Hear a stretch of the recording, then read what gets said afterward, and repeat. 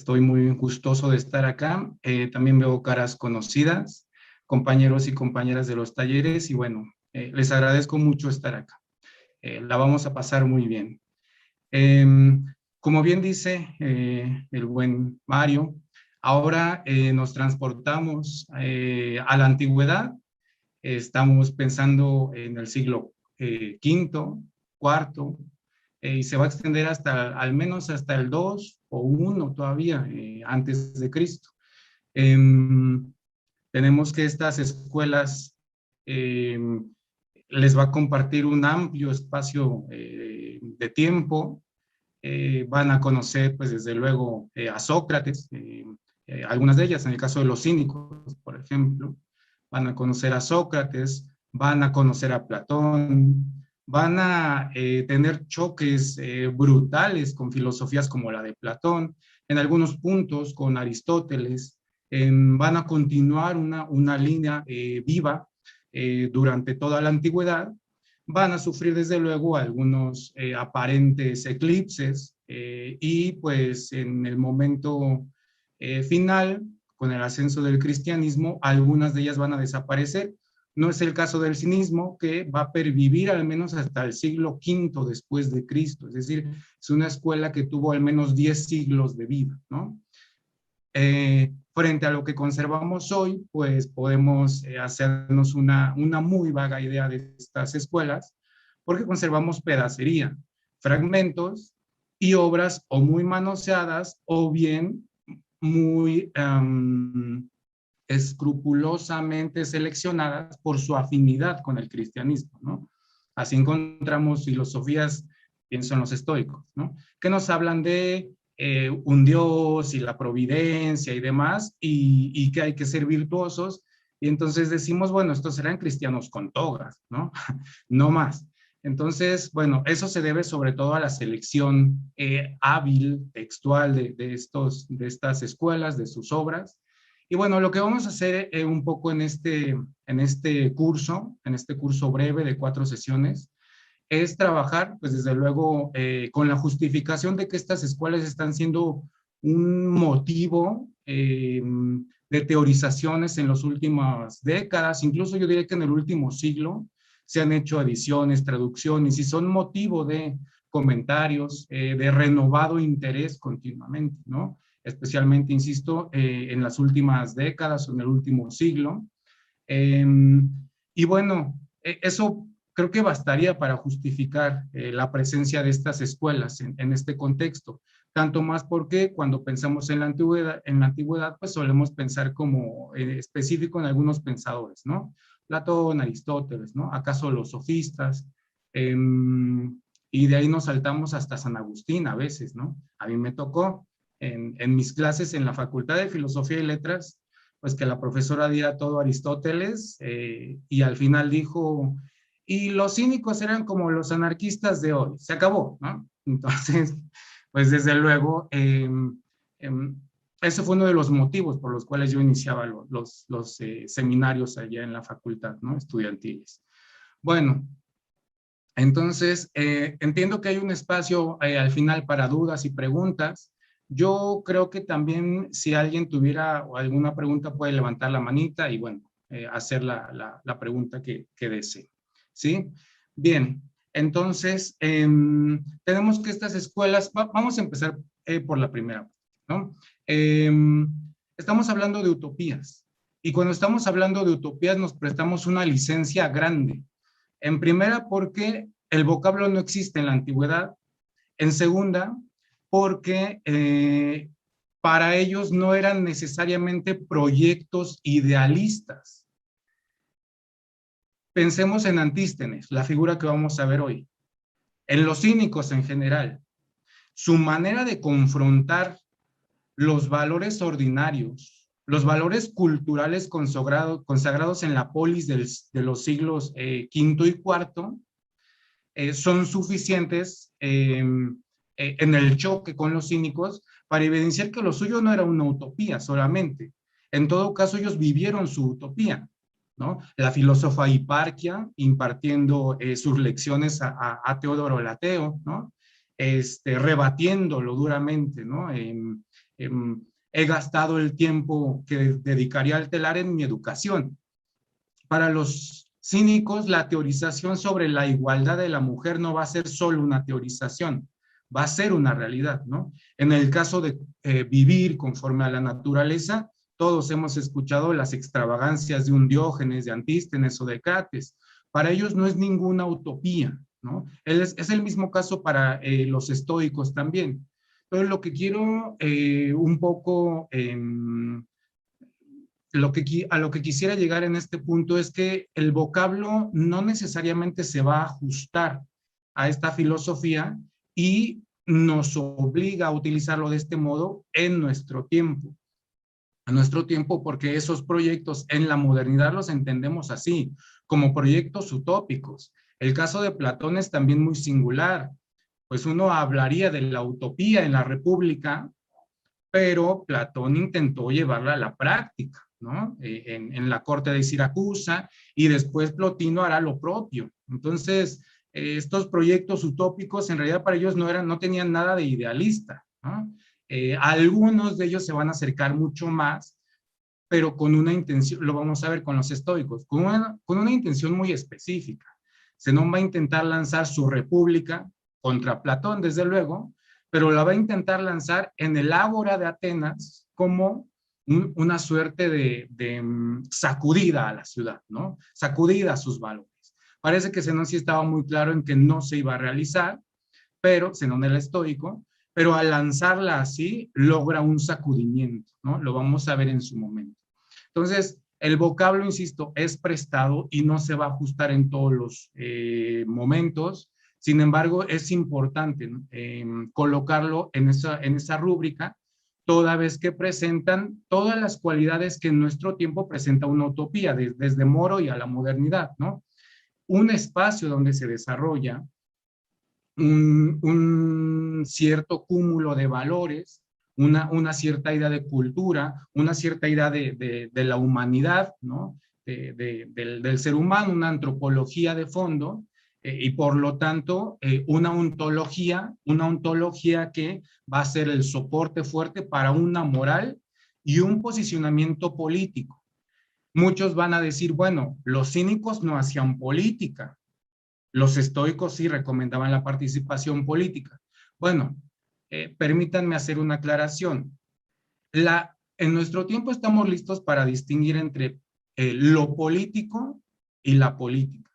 Y entonces estamos listos para evidenciar en estas escuelas un posicionamiento, si se quiere, contrapolítico, pero contestatario respecto de las instituciones de su tiempo, respecto de la cultura de su tiempo, y vamos a tener entonces oportunidad de evidenciar cómo su postura política rompe con la política ordinaria de su tiempo, ¿sí? Rompe con el pensamiento político también. No solo me refiero a los usos y costumbres, a las leyes, me refiero a los proyectos políticos como el de Platón, por ejemplo, o a la defensa a ultranza de los valores de la polis que hará en su momento Aristóteles.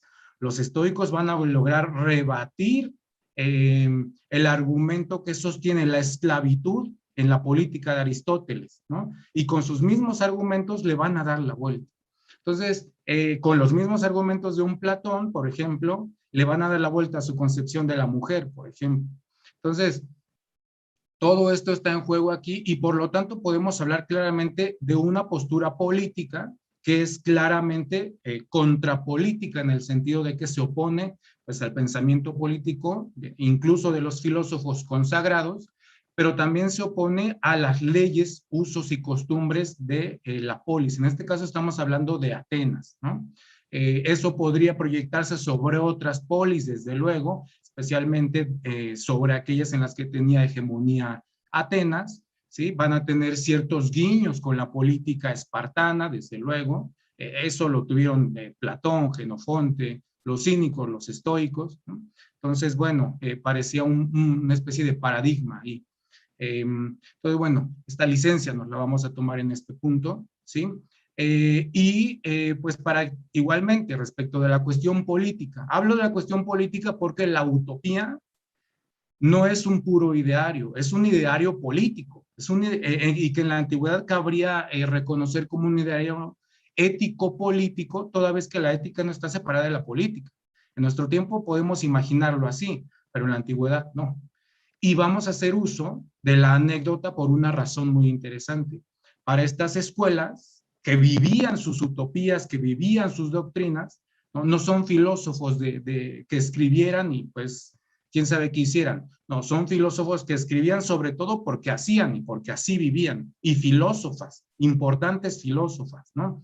No tenemos la oportunidad de abarcar a todas las escuelas helenísticas, pero hay importantísimas filósofas en varias de estas escuelas, muchas de ellas incluso prostitutas, ¿no? Entonces es extraordinario el andamiaje sobre el que nos estamos situando, porque estamos hablando de filosofías claramente contraculturales, claramente marginales desde el principio, es decir, hoy las leemos en un modo marginal, escuelas menores, socráticos menores, escuelas de la crisis, escuelas de la decadencia, pero en la antigüedad, a pesar de que en efecto admitían esclavos, prostitutas, personas de extractos humildes, y de hecho ellos mismos eran extranjeros. En el caso de Diógenes era un fugitivo, era perseguido ¿cómo se llama? En Sinope, ¿no? Por haber falsificado la moneda. Entonces tenemos, y me atrevería a decir, tenemos incluso criminales en su tierra, perseguidos y haciendo filosofía en Atenas, en Corinto, según sea el caso de Diógenes, ¿no? Entonces, tenemos este cuadro completo de filósofos que están actuando desde la marginalidad y que actuando desde la marginalidad van a lograr contestar a los valores de la polis, pero no porque sí, no por un espíritu solo de rebeldía, es un espíritu en el cual van a reprochar a la polis, van a reprochar a los valores ordinarios su ficción, su falsedad, que no hacen feliz a nadie, por ejemplo, que no pueden cumplir lo que prometen, o que si pretenden cumplir alguna de sus promesas, se verían arrojados a pues dejar de lado un montón de personas, ¿no? Es, por ejemplo, lo que le pasa a Aristóteles, ¿no? Con el fin de una buena ciudad, pues hay que generar la posibilidad de que existan esclavos. Es lo que le pasa a Platón, ¿no? Con el fin de un orden adecuado de la ciudad, pues hay que tener un estrato en el cual pues haya trabajadores manuales, ni modo, ¿no? Y esto es así por naturaleza para Platón y para Aristóteles también, ¿no? Ahí está el mito de los metales, ¿no? En el caso de la República de Platón. Estas escuelas justo le van a dar la vuelta a todo esto y eso nos lleva a cuestionar pues un lugar común en nuestro tiempo, que es la cuestión de la crisis. El profesor Josulanda, por ejemplo, ha hablado en su texto extraordinario, le llama así, Éticas de Crisis, ¿no? Y ha explotado sobre todo la cuestión de la crisis como una circunstancia, ¿cómo decirlo? Um, que no es la normal, como un periodo anormal, como un periodo, ¿cómo decirlo? Extraordinario, ¿no? Eh, Como si todo el tiempo fuera como un periodo normal, entonces llega un momento de crisis, hay como un bajón, hay turbulencias, y luego regresamos al periodo normal, ¿no? Y es muy interesante analizarlo desde esta perspectiva porque en efecto estas escuelas van a lograr proponer formas de vida para, para poder seguir viviendo en un lugar que parece inhóspito, ¿no? Para algunas personas, desde luego. ¿De qué estamos hablando? La crisis de la polis, la crisis clásica de las polis o del mundo griego, ¿sí? Estamos en un periodo de posguerra, porque la guerra del Peloponeso fue algo de lo que las polis no se pudieron recuperar, ¿no? Pero a eso hay que sumarle, bueno, en este mismo espíritu bélico, por las conquistas de Alejandro.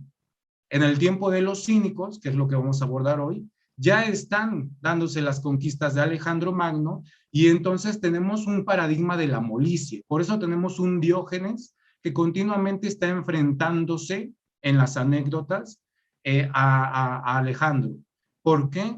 Por su avidez de qué? De riqueza, de posesión, ¿no? Entonces, Diógenes, los cínicos, los estoicos, van a tener incluso posicionamientos en torno a la propiedad privada, en contra de la propiedad privada, pero sus motivos no van a ser económicos, sino morales.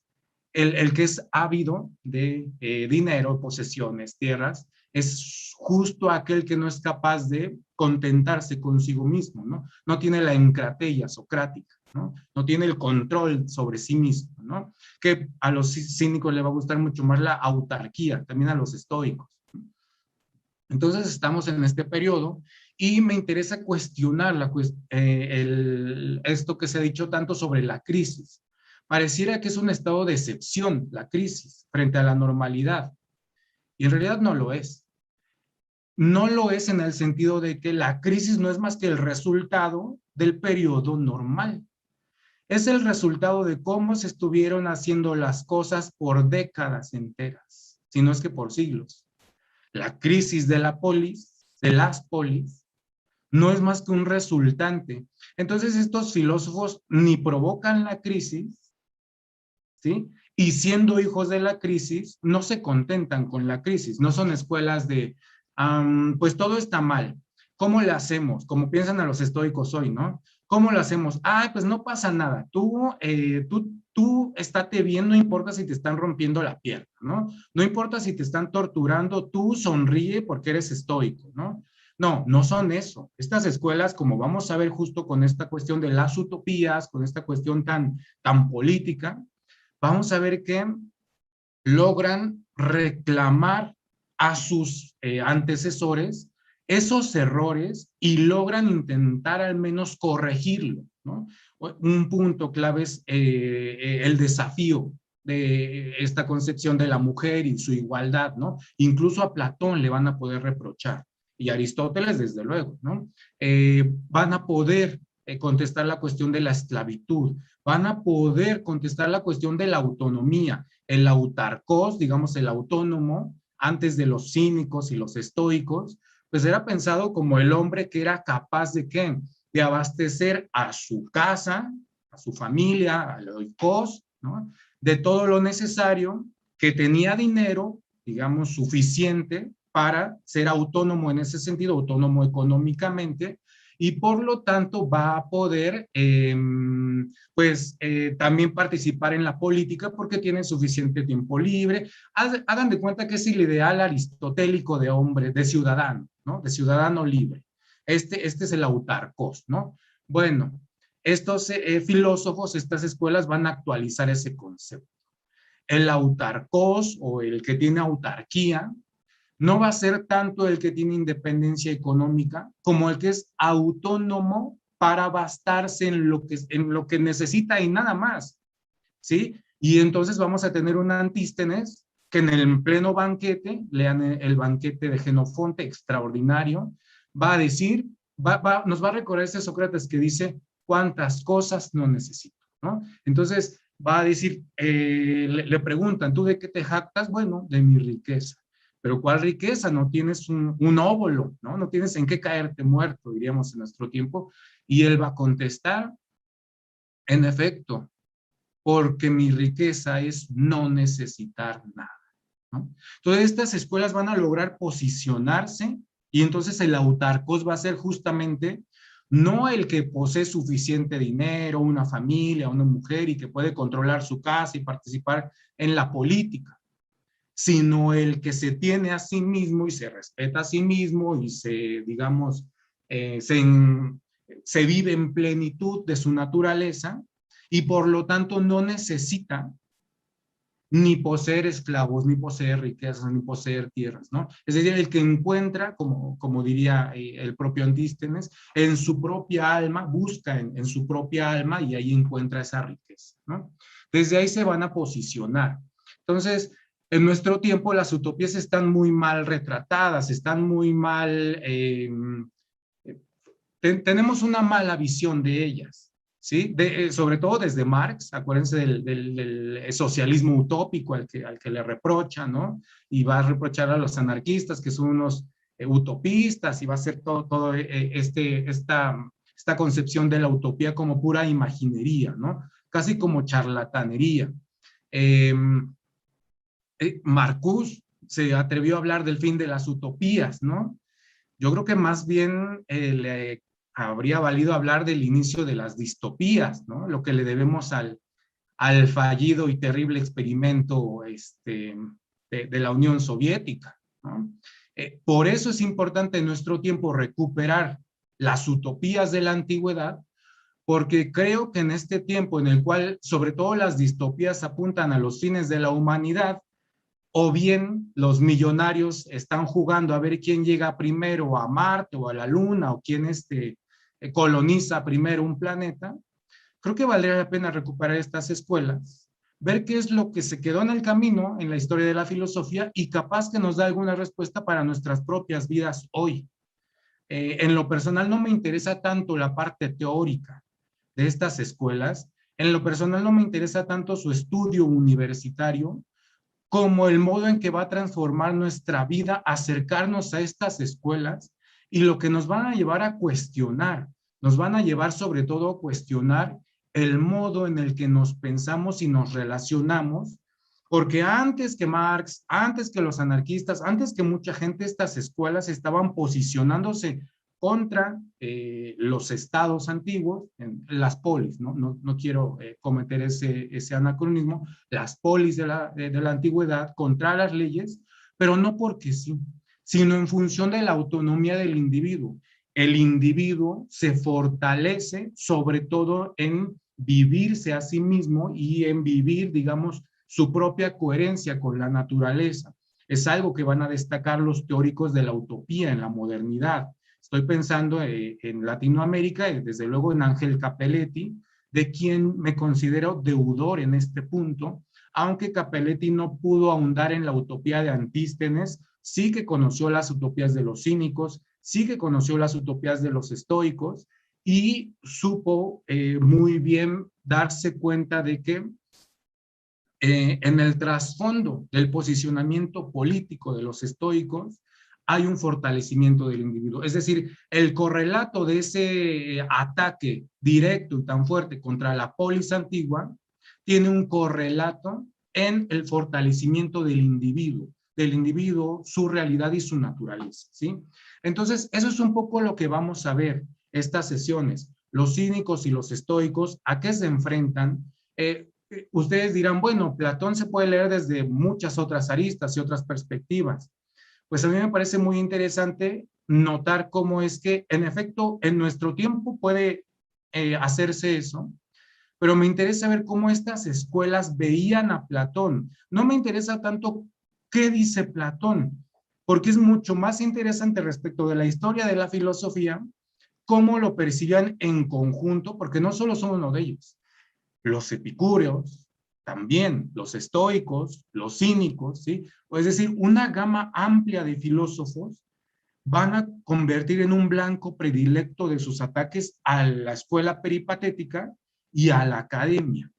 Entonces, esto habla muy claramente, acaso si se quiere por contraste, del posicionamiento de los propios estoicos, de que están tomando distancia de manera consciente, ¿sí? Es por eso que se ha hablado, por ejemplo, de que son el primer panteísmo consciente, ¿no? ¿De qué se están alejando? De cierto materialismo, por ejemplo, pero eso no los arroja al idealismo platónico. Al contrario, fueron férreos críticos del idealismo platónico, los estoicos, ¿no?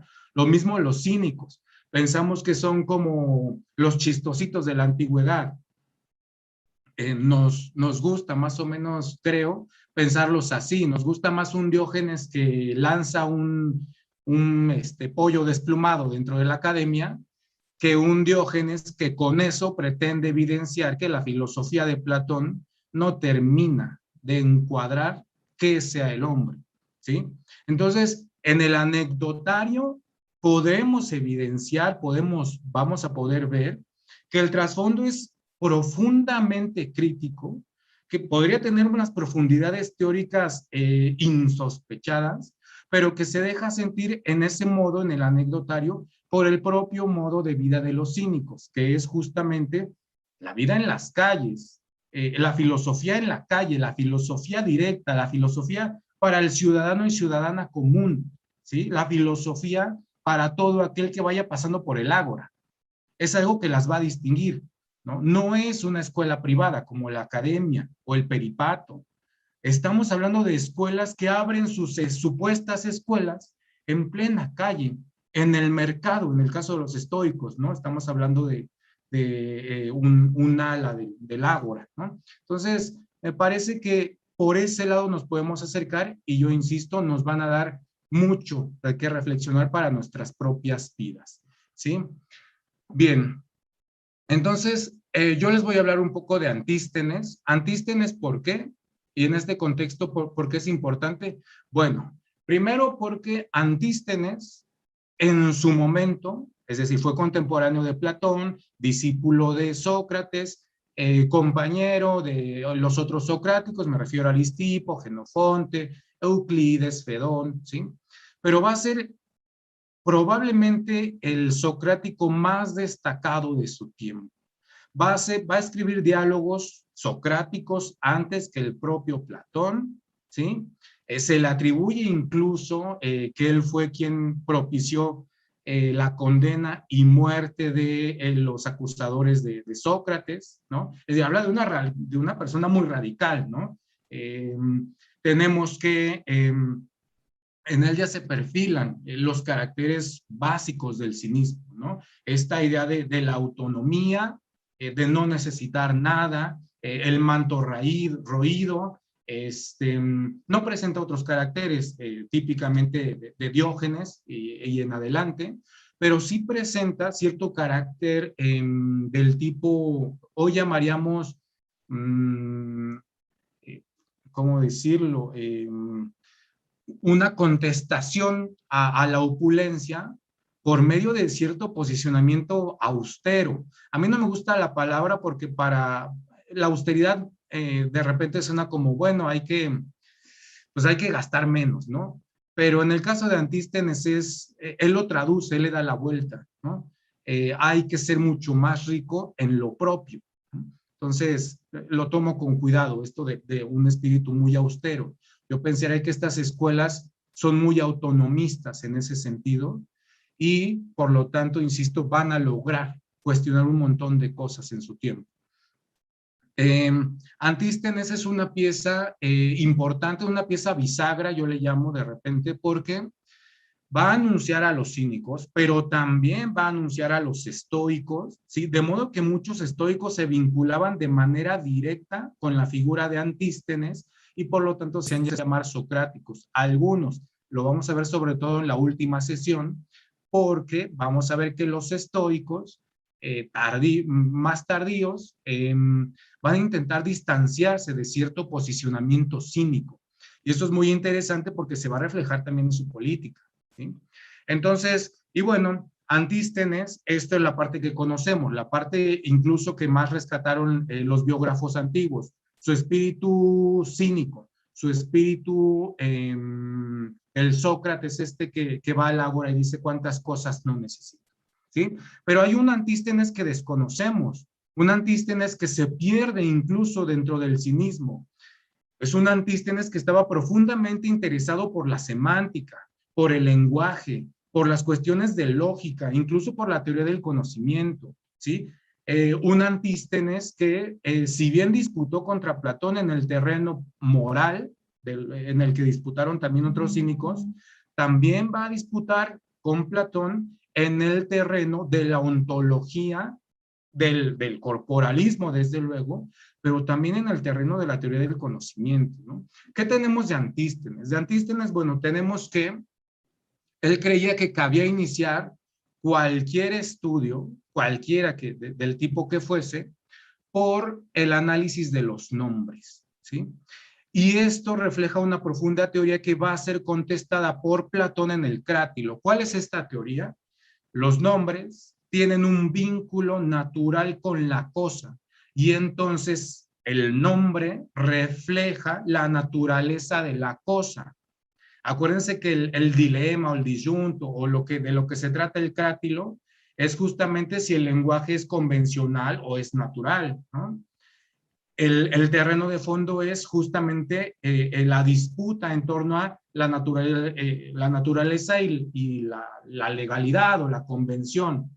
esta disputa tan clara para los sofistas y que después van a recuperar los cínicos. Bueno, Antístenes tiene esta postura, esta postura que va a ser contestada por Platón en ese diálogo. Va a ser contestada, yo diría que en muchos sentidos refutada también, podría ser el caso, valdría la pena tomarlo en cuenta. Es un análisis sistemático en el caso de Platón, aunque él mismo parezca más bien alumbrar a una aporía, al menos en este diálogo, ¿no? Bueno, tenemos entonces a un Antístenes que estaba interesado por esta teoría del lenguaje. ¿A dónde lo lleva esta teoría del lenguaje? Bueno, a la idea de que la definición por sí misma es imposible. ¿Por qué? Pues porque la cosa solo puede ser revestida o reflejada o dicha a partir de su propio nombre. Entonces, una definición redunda. Si decimos el hombre es un ser racional, bípedo, etcétera, lo que dice Antístenes, bueno, eso no es más que redundar. El hombre es el hombre, ¿no? O sea, no tiene otro nombre que el hombre, y si intentas mencionarlo o enunciar algo sobre él, entonces no estás haciendo una definición, estás haciendo una enunciación que ya no es la definición. Acuérdense que para Platón y también para Aristóteles, la definición va a intentar alcanzar, sobre todo para Aristóteles, por el lenguaje, la sustancia. No es el caso de Antístenes. Para Antístenes, eso no va a ser más que redundar. Entonces, dado que solo el nombre refleja la naturaleza real de la cosa, entonces es imposible la contradicción, porque cuando se establece una contradicción uno pensaría que se está hablando de una misma cosa, pero dos cosas diferentes, ¿no? Es decir, se están enunciando dos cosas de una única cosa que se oponen. Bueno, Antístenes va a decir, eso no es posible, y no es posible porque la cosa solo puede ser definida por su propio nombre. Entonces, no hay manera de que se oponga en ese terreno, ¿no? El que opone otra cosa está hablando justo de otra cosa, no está hablando de la misma cosa. Es el razonamiento de Antístenes. Esto va a pesar fuerte en Aristóteles. Aristóteles va a tomarlo muy en cuenta, va a intentar desde luego refutarlo, pero va a pesar sobre todo en su concepción de la definición, ¿no? Cuando habla de lo que era o es la cosa, está tomando muy en cuenta a Antístenes, que parece definir así, al menos la enunciación, si se quiere, no la definición. ¿Por qué menciono esta parte? ¿Qué tiene que ver con la utopía? Como bien, si leyeron los textos, si no, lo vamos a platicar. Como habrán visto, la utopía de Antístenes, la utopía de los cíclopes, se presenta a través de un análisis del lenguaje utilizado por Homero en su descripción de una isla en la cual, bueno, están los cíclopes y describe su modo de vida, etcétera, ¿no? Entonces, por eso es importante, porque vamos a ver cómo al leer estos pasajes de la utopía antisténica, de la utopía de los cíclopes, esta utopía de la autonomía de las personas, vamos a ver cómo utiliza un método que hoy diríamos que es etimológico, ¿no? ¿Qué significa el vocablo? Y en función de qué significa el vocablo, entonces podemos ver qué es lo que quiso decir Homero y entonces hallar el significado cabal del pasaje, ¿sí? Por eso lo menciono. Cuando lo leemos nos resuena desde luego otra vez el crátilo. Acuérdense que el crátilo busca en las etimologías la naturaleza de las cosas, señala en distintos puntos cierto grado de, diríamos, heraclitismo, ¿no? Este tipo de nociones sobre el fuego, sobre el flujo, y la gran mayoría de los estudiosos en la modernidad, este estudio desde luego no es mío, pero señalan que ahí está presente Antístenes, ¿sí? Bueno, pero además una cosa más, no es para ser el único momento en el cual Antístenes va a proyectar sobre una doctrina de Homero, un pasaje de Homero, una concepción mitológica, una concepción poética, sus propias ideas y doctrinas. Lo mismo va a hacer con Heracles o Hércules ya en el mundo latino, ¿sí? ¿Qué es lo que va a hacer con Hércules? Fíjense la extraordinaria cosa que va a hacer con Heracles. Va a proyectar sobre Heracles el ejemplo último del virtuoso. El virtuoso que, ¿qué? Que se habita a sí mismo, que en su propia ejercitación se fortalece a sí mismo y que se basta a sí mismo para vivir, para habitar su tiempo, su momento, su espacio, ¿sí? Es decir, no va a necesitar de grandes riquezas. Sobre todo, Heracles va a ser el ejemplo de virtud. Entonces, ya que estamos hablando de virtud, ¿no? Vale la pena recuperar las ideas el propio Antístenes sobre la virtud, ¿no? ¿El qué piensa sobre la virtud? Bueno, sobre todo va a pensar que el fin de la vida o el fin, para ser feliz hay que ser virtuoso, ¿sí?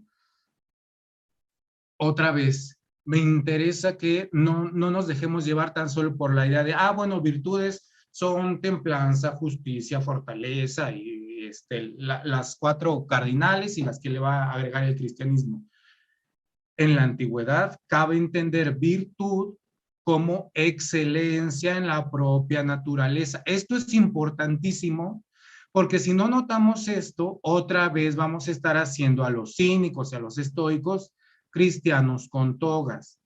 Y estas escuelas, como dice Leonor Silvestri, están en las antípodas del cristianismo, ¿sí?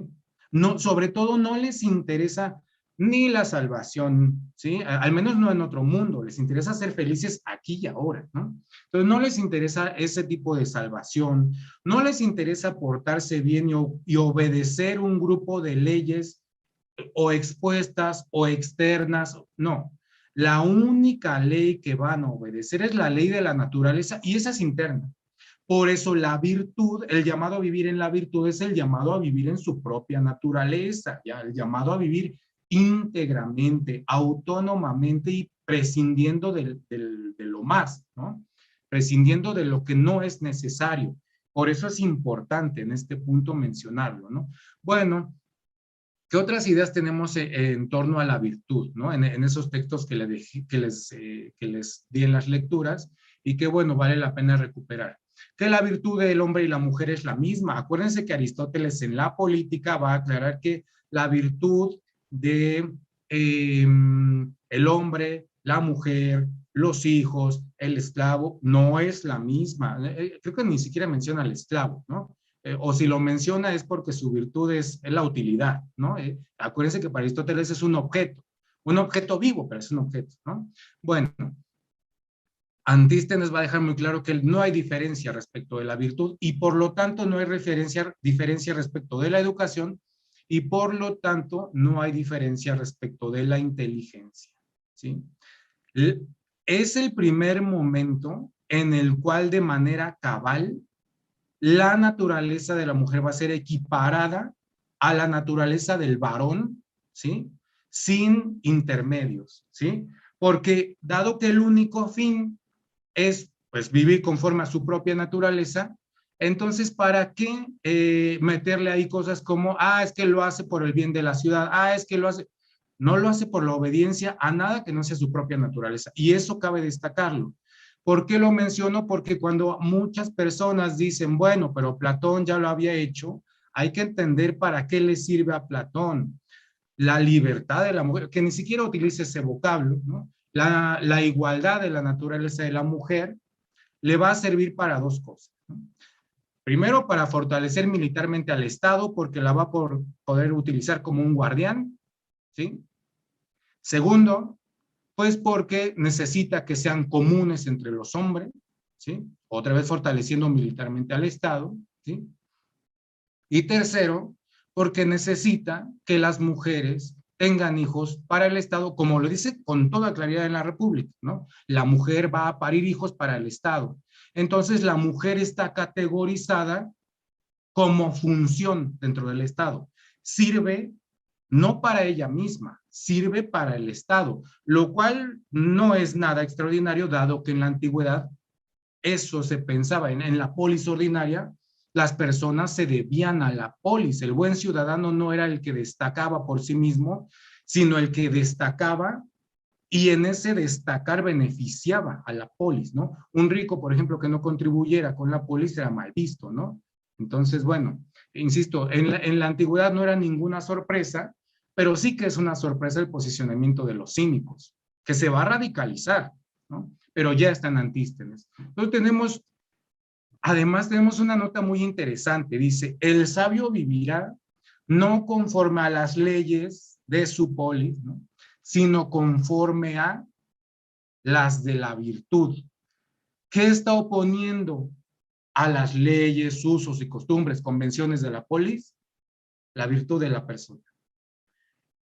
En la antigüedad sería, al menos todavía para Platón, Aristóteles, era muy difícil ver esto, ¿no? Antístenes es anterior, desde luego, a Aristóteles, pero nótese cómo en esta tradición platónico-aristotélica se siguen manteniendo estos valores que Antístenes ya alcanza a cuestionar, ¿sí? Entonces, este dato tiene que arrojarnos mucho porque en esa oposición physis nomos podemos ver que entonces la naturaleza equivale a la virtud. Aquel que se opone a las leyes de su polis por su propia virtud está reconociendo que esas leyes simplemente no sirven para la virtud. Esas leyes no sirven para la felicidad y si avanzamos todavía un poco más, ya en el terreno de los estoicos, esas leyes son injustas y no reflejan la concordia entre las personas. ¿Por qué menciono la concordia? Porque en los textos, incluso ahí les puse el vocablo, entre paréntesis les puse el vocablo griego que utilizan, homonoia. Para Antístenes ya existe la concordia entre las personas. Por lo tanto, él puede saltarse instituciones ordinarias en la antigüedad y costumbres de la antigüedad, la familia, por ejemplo, la ciudadanía, quién es legítimo, quién no lo es, ¿sí? Se va a burlar, por ejemplo, de los atenienses que son orgullosos de su autoctonía, de haber nacido en Atenas, ¿no? De haber nacido de la tierra en Atenas. ¿Qué va a decir? Pues no son más dignos que los altamontes, creo, ¿no? Que los caracoles, ¿no? Se va a burlar de este tipo de valoraciones. Va a hablar de la nobleza, desde luego se refiere a la nobleza de estirpe. ¿Quién es el verdadero noble? La estirpe no. El virtuoso es el único noble. Entonces va a empezar con las paradojas que se van a hacer tan clásicas para los estoicos, ¿no? Estas paradojas de el verdadero libre es el sabio, el verdadero feliz es el sabio, el único dueño de todo es el sabio, ¿no? Entonces, ¿cómo desafía a la familia? Bueno, va a decir, son parientes, no tus parientes directos, sino los sabios que alcanzan a ver, aquí utilizando un poco la imagen que nos legó Heráclito, eh, los despiertos y los dormidos, ¿no? Los despiertos van a alcanzar a ver lo que tienen de común con el otro, por eso es concordia. El vocablo del griego es homonoia y homo es mismo, ¿no? Un mismo pensamiento, ¿qué es lo que comparten? Eso es lo que va a fundar finalmente la posibilidad de una utopía antisténica, ¿sí? Porque entonces su posicionamiento sobre la virtud ya es su propia utopía. Su posicionamiento sobre la virtud ya desafía a la polis. Ya dice, tus valoraciones y tus divisiones no me sirven para nada. Cabría entenderlo en su propia vida, ¿no? Estos filósofos no están lejos de su propia vida, de su propia circunstancia a la hora de posicionarse. Hoy pues podemos ver a filósofos de distintas vertientes hablando de distintas cosas, no lo sé, ¿no? Pero en su tiempo, al menos los antiguos, están hablando desde lo que les toca vivir y lo que les toca vivir, en el caso de Antístenes, es una polis, Atenas, en donde él nació, que en un momento le va a negar la ciudadanía. Una cosa extraordinaria. ¿Qué pasó ahí? Él había servido en guerras a Atenas, era un ciudadano destacado. ¿Qué pasó ahí? Bueno, resulta que él era solo hijo de un padre ateniense, pero su madre no era ateniense. En algún momento, él es un meteco, y por lo tanto, en algún momento le van a negar los derechos de ciudadanía. Él no va a poder participar en las decisiones de la polis. Permítame decirlo con sus palabras, es un exiliado dentro de su propia tierra. Es un exiliado que, habiendo servido a Atenas, Atenas le falló a él. Y no es el único caso. Epicuro, colono ateniense de Samos, tras las conquistas de Alejandro, se va a ver obligado a salir de Samos porque a Alejandro se le ocurrió que iba a levantar el castigo de Atenas a Samos y por lo tanto todos los colonos atenienses iban a ser desterrados. Entonces Epicuro va a ser un emigrante que sin deberla ni temerla tuvo que salir de Samos como un exiliado de su propia tierra, ¿no? Insisto, todo esto va a formar parte del ambiente cultural de la antigüedad helenística. El periodo helenístico en el que se nos dice que hubo intercambios de todo tipo y se llama helenístico sobre todo pues porque se exporta a lo griego a todo el mundo conocido con las conquistas de Alejandro. Permítanme decirlo otra vez, eso es una falsedad o al menos es una parcialidad nada más.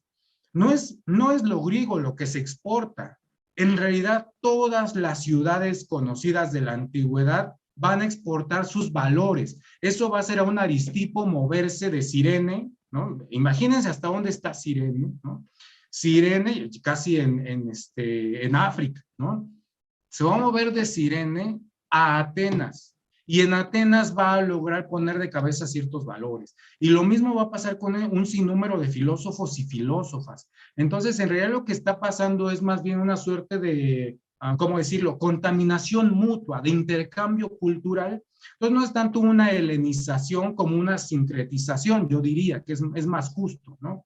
En este terreno, mencionarlo con estas palabras y con estos términos. En fin, a Antístenes le va a tocar entonces atravesar por todo esto y eso le va, lejos de ser contra él, lejos de ser un desafío, le va a ayudar al propio Antístenes a su propio posicionamiento ético, que mediante la virtud desafía los valores ordinarios, ¿sí? Y político, porque mediante su posicionamiento va a desafiar los valores ordinarios de la polis, ¿no? Entonces vamos propiamente a su utopía. ¿Cómo viene constituida su utopía? Bueno, su utopía viene constituida más o menos así. Estamos en el contexto de, la cita desde luego es de, ¿cómo se llama? Porfirio. Porfirio está citando a Antístenes, ¿no? Entonces, ¿cómo viene, en qué contexto viene? Aquí estoy revisando el texto. Y bueno, eso en el libro, en el canto 9, perdónenme, de la Odisea de Homero. La Odisea de Homero, pues que está narrando Odiseo, desde luego está narrando sus aventuras, ¿no? A los feacios, ¿no? Y entonces va a narrar su encuentro con los cíclopes, ¿no? A la tierra de los cíclopes, va a decir, ¿no? Y los va a describir de cierto modo. Va a decir, aquí estoy leyendo, estoy citando, ¿no? Dice, avanzamos navegando con el corazón afligido, llegamos a la tierra de los cíclopes arrogantes, ¿no? Yo ahí les coloqué el vocablo en griego, hiperfialoi,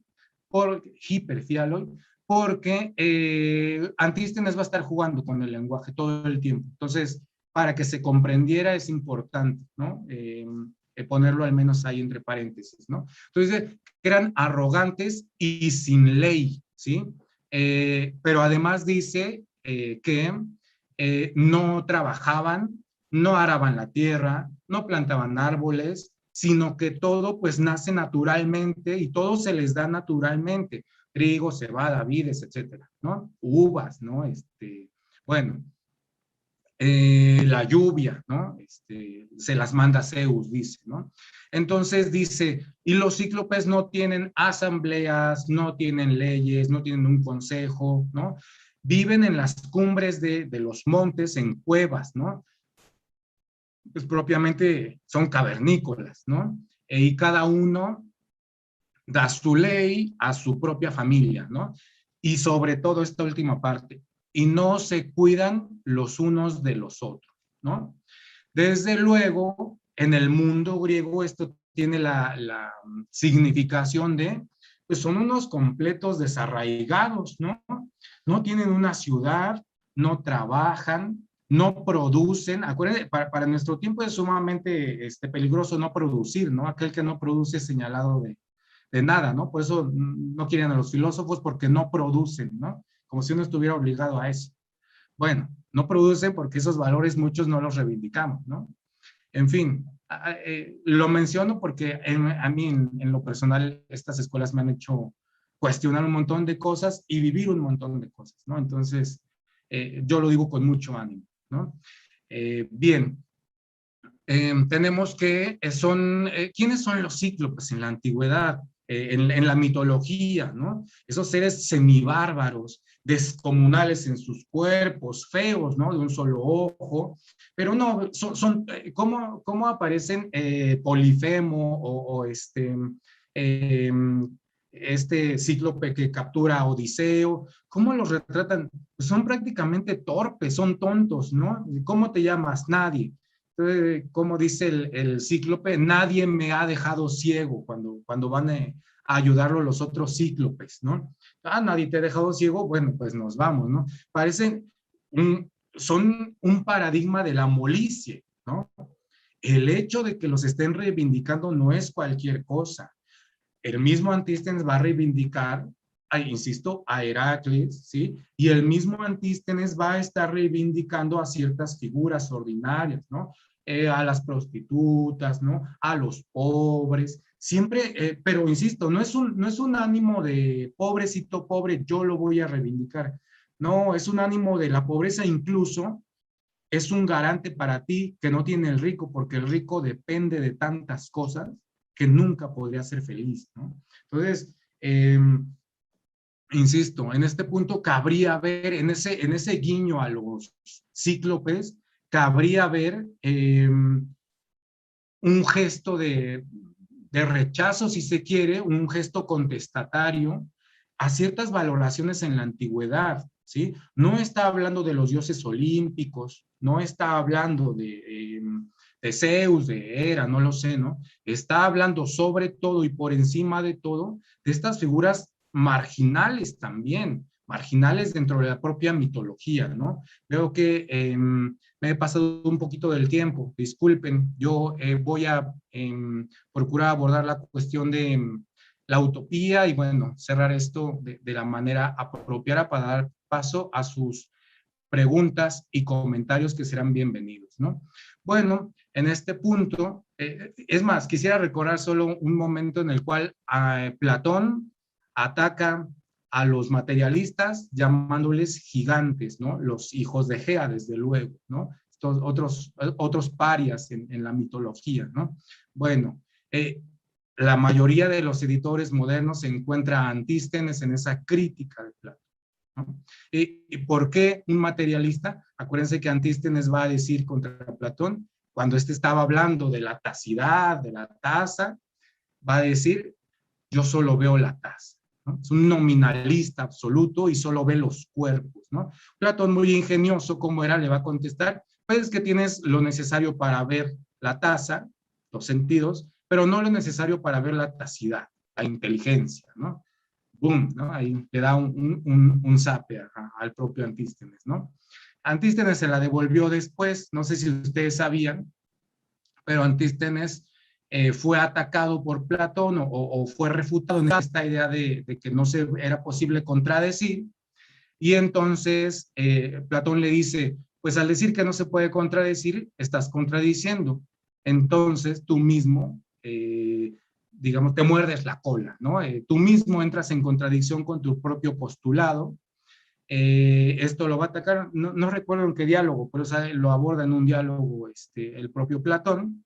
Y bueno, Antístenes va a contestar con un diálogo llamado Satón.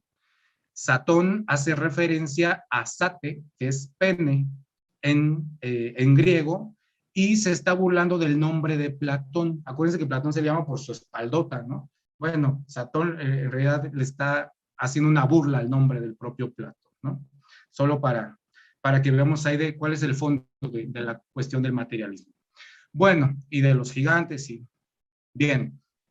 Entonces, Antístenes lo que va a hacer en su interpretación, al parecer lo que notaba Antístenes en su interpretación de Homero es una cosa muy singular. Va a decir cómo por un lado dice que son soberbios y perfíalos, Y por otro lado va a decir que no respetan a los dioses, que no tienen leyes, que no trabajan y que les mandan la lluvia de Zeus, ¿no? ¿Cómo podría ser el caso de que alguien que es soberbio, como Polifemo, por ejemplo, cómo alguien que es soberbio es premiado, congratulado, gratificado por los dioses, ¿no? Tiene esta forma.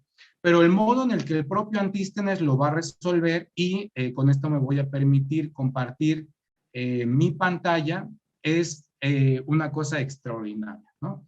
Me voy a permitir compartir mi pantalla porque, pues como estoy leyendo, o bueno, como tengo el texto aquí enfrente y yo insisto, eh, pues hace un uso constante de la etimología, este, va a ser mucho más fácil. Solo que, ay Dios, no logro ver esa pantalla aquí en mi, denme un segundo, ¿no? Entonces, sí, aquí está ya. Ustedes me avisan, por favor, cuando ya lo estén viendo, ¿sí? ¿Lo ven ahora? El texto todavía no, pero dice Oh, Roberto comenzó a compartir. Se ve ya, listo. excelente, muchas gracias. Bueno, a ver. Bien, ahí está, ¿no? Entonces, esto que tenemos aquí, a partir de aquí, ya estamos con la interpretación de Antístenes. ¿Qué es lo que va a decir? Bueno, aquí está citando desde luego a Homero, ¿sí? Y aquí está la pregunta que yo les decía, ¿no? ¿Cómo después de llamarles ilegales, carentes de normas, Homero afirma que poseen abundantes bienes venidos directamente de los dioses, ¿no? Bueno, y entonces lo que va a hacer el propio Antístenes es una interpretación según sus propios valores en torno a la virtud, ¿no? Y entonces va a decir que estos, ¿cómo decirlo? Estos desmesurados, ¿no? En realidad son llamados así por su gran corporalidad, ¿no? Por su gran cuerpo, es decir, por su desmesura corporal, no por desmesura moral, ¿sí? Entonces, Antístenes lo que va a hacer es una actualización de este término, ¿sí? Y de hecho, en torno a este sintagma, hiper, es en torno al cual se van a organizar la gran mayoría de, por ejemplo acá, de las interpretaciones que va a hacer Antístenes, ¿no? Entonces va a decir, no son soberbios, ¿sí? Es decir, en este sentido moral, sino desmesurados respecto de su cuerpo, ¿sí? Bueno, ¿y a qué se refieren con afemizón, no? ¿A qué se refieren con que no hacen uso de normas ni de leyes, no? Bueno, lo que va a decir Antístenes es extraordinario en este punto, porque va a decir, bueno, es que no las necesitan porque son suficientemente justos los unos respecto de los otros y por lo tanto, dado que son justos, no necesitan de ninguna ley escrita, ¿sí? No necesita, eso es extraordinario en este punto porque, ¿sí? Porque cuando se dice que no necesitan la ley escrita, lo que se está desafiando no es tanto la legalidad por sí misma, como la legalidad, digamos, el derecho positivo, ¿sí? No es que no haya normas, pero la única norma que obedecen es la de su propia naturaleza, ¿sí? Y por lo tanto, ni tienen que trabajar y todo se los da la naturaleza porque llevan una vida lo suficientemente naturalista, digamos, pues como para vivir así, como para que les sea permitido vivir así, ¿no? Este último punto es muy importante, porque uno diría, bueno, la objeción básica que hacen cuando alguien habla de no tener ley es, bueno, entonces a la hobbesiana, ¿no? Todos nos mataríamos los unos a los otros y nos robaríamos y nos violaríamos y pasaría todo lo peor, ¿no? Bueno, Antístenes va a decir algo extraordinario, ¿no? En este punto, ¿no? Va a decir, pues no se cuidan unos de los otros en el sentido, pues, de que no necesitan cuidarse unos de los otros porque son autónomos. Entonces, son lo suficientemente justos como para no necesitar ley y son lo suficientemente justos para no tener que cuidarse de los otros, ¿no? En este contexto cabría preguntar, bueno, ¿y qué tal si el otro me necesita? Esto es algo que no aborda Antístenes, pero Antístenes acaso pensaría, bueno, una persona autónoma sería muy difícil que necesitara en ese sentido de otra. Se podrían juntar para muchas cosas, pero ya no los junta la necesidad, los junta la amistad, el compañerismo, lo que comparten. Se va a ir perfilando ya después y mucho más conscientemente con los estoicos la cuestión de la comunidad, la koinonía. Van a sustituir y van a rebatir el son politicón de Aristóteles, el animal político, por el son koinonikón.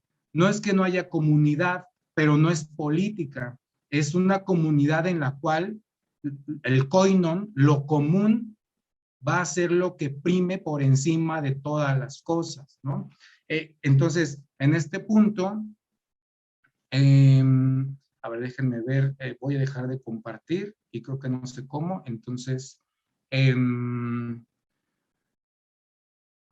está. Bueno, entonces, en este punto, ¿cómo es? ¿Qué rasgos tiene la utopía de los cíclopes, la utopía antisténica? Son un grupo de personas que viven en la más, digamos, directa naturaleza, les da todo la tierra, por eso no tienen que navegar, no tienen que construir, no tienen que arar la tierra, ¿sí? Entonces viven en una completa naturaleza, en un completo apego a la naturaleza, ¿no? Muy afín a las utopías cínico-estoicas posteriores, ¿no? Esta idea de hay que cortarse el cabello solo para que no estorbe, pero esto de andar arreglados es una banalidad, ¿no? Hay que vestirse solo para cubrirse del frío, pero de colores o cualquier cosa, bueno, es una banalidad, ¿no? En este tono van a estar estas filosofías, estas escuelas.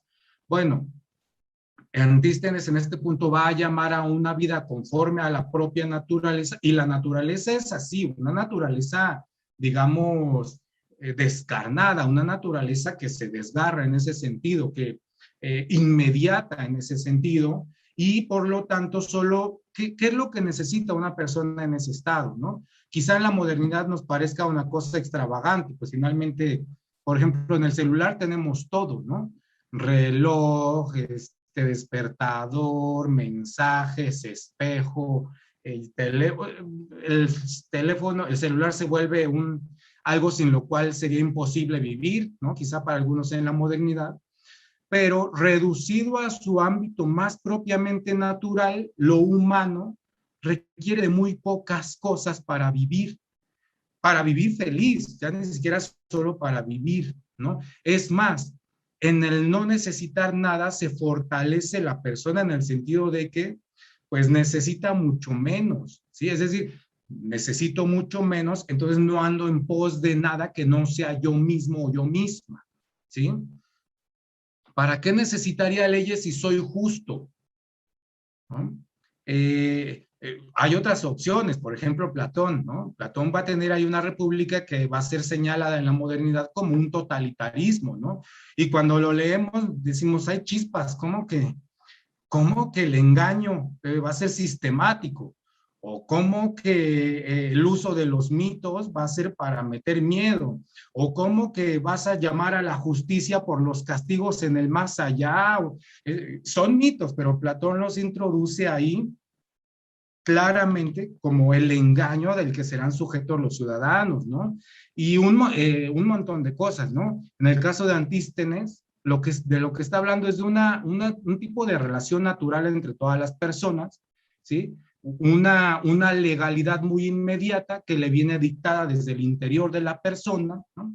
Y por lo tanto, una especie de no ciudad, una especie de tierra en la cual todos reconocen al otro como un igual, ¿sí? No le intervienen, no van y le ayudan, ¿no? No existen ni siquiera estos gestos tan molestos en la modernidad de voy a hacer mi obra de caridad, ¿no? Desde la obra de caridad está marcada, pues porque el otro es un desigual, ¿no? No existe eso para Antístenes, ¿no? Al contrario, lo único que existe es, bueno, hay una completa comunidad, el otro se basta a sí mismo, yo me basto a mí mismo, y eso no supone que formemos comunidad. De ordinario pensamos la comunidad como una comunidad de bienes, como una comunidad de servicios, ¿no? Bueno, podemos pensar una comunidad de sujetos autónomos. Yo no estoy llamando a un individualismo radical, sujetos autónomos que en su justicia y en su bastarse a sí mismos sean capaces de formar comunidad. Esa es la apuesta de Antístenes. ¿Quién se va a burlar de ella? ¿Se acuerdan de la ciudad de los cerdos? ¿Alguien recuerda dónde se menciona la ciudad de los cerdos? Es Platón, la República. Platón va a escribir tiempo después de Antístenes. Antístenes era mayor que Platón, ¿no? ¿Cómo le va a contestar Platón? Bueno, va al inicio de su república, me parece que es en el libro 2, va a hablar de una república así, que es autónoma, que se basta, en la que todos se bastan a sí mismos, viven de lo natural, no necesitan nada, apenas se visten, etcétera, ¿no? Sumamente austera, digamos. ¿Y qué va a decir Platón en este punto? Glaucón, si se quiere, le va a decir a Sócrates, ¿no? Eso no sería diferente de una ciudad de cerdos, ¿no? Y entonces, y el cerdo va a ser muy mencionado en la obra de Antístenes, ¿no? Por si cabrían dudas, ¿no? Otra vez, la conjetura no es mía, la conjetura es de los estudiosos de estos temas y bueno, en este punto yo no quisiera colgarme un trabajo que no es mío, pero lo recupero porque la sugerencia es muy interesante, ¿no? Entonces, bueno, Platón va un poco a burlarse de esto y va a decir, ¿y cómo trascendemos esa ciudad de cerdos? Ah, pues métele la propiedad. Ah, pues mete, y entonces va a venir su república, ¿no? Va a venir todo el desarrollo, el tránsito hacia el estado enfermo y a partir de ahí su propuesta, ¿no? ¿Cómo corregimos ese estado enfermo? Bueno, ahí viene todo lo demás, ¿no? La República de Platón va a ser contestada por Diógenes en su momento y lo vamos a ver en la siguiente sesión. Entonces, hasta aquí respecto de la utopía de Antístenes, esta utopía de la autonomía, ¿no? Yo insisto, no nos gusta, yo recuerdo el pensamiento marxista, ¿no?